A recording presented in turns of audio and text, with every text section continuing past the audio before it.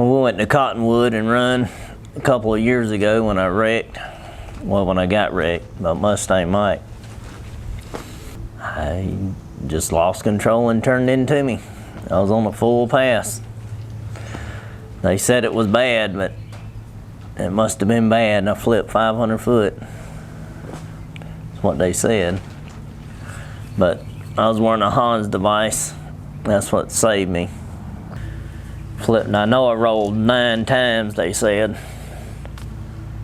But when I got out, I thought I just rolled 100 foot. And then when I looked so far where I was sitting at from where I got hit at, that's when you're like, dang, that Hans device works. Because I walked away from it.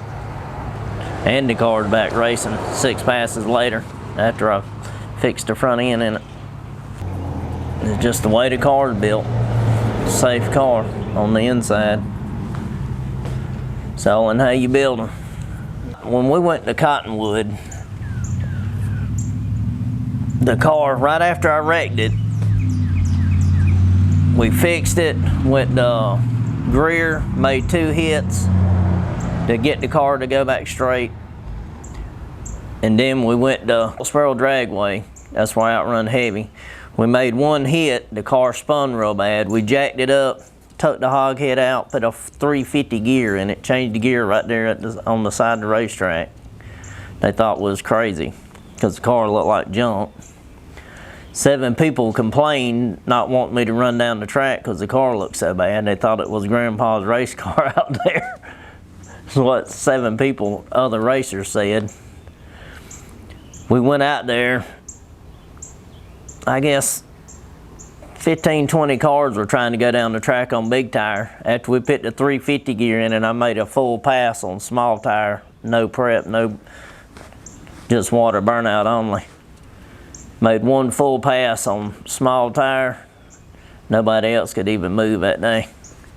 And then the next day we made a couple rounds, and then I outrun JJ heavy. Outrun heavy on small tire, him on big tire.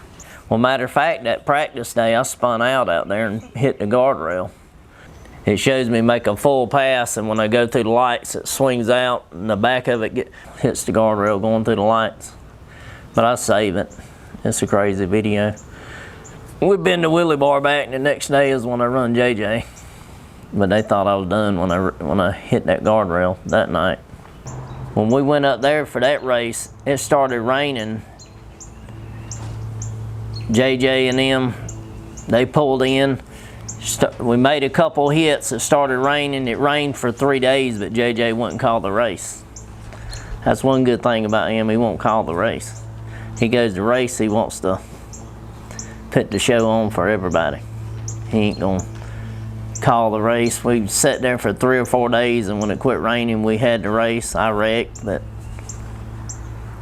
it still was a good time. Most people call the race when it starts raining like that. They'll want to take that money and run, but he don't. He wants spectators to like what they see and come back and enjoy it. I like going to races that's paying. I mean, JJ's arm drop races, $200 to get in, to win 10 grand. Just spend a little bit of gas getting there, motel room or something. But you talking about 10 grand for 200 bucks. All you got to do is make it leave on that surface they want to run on.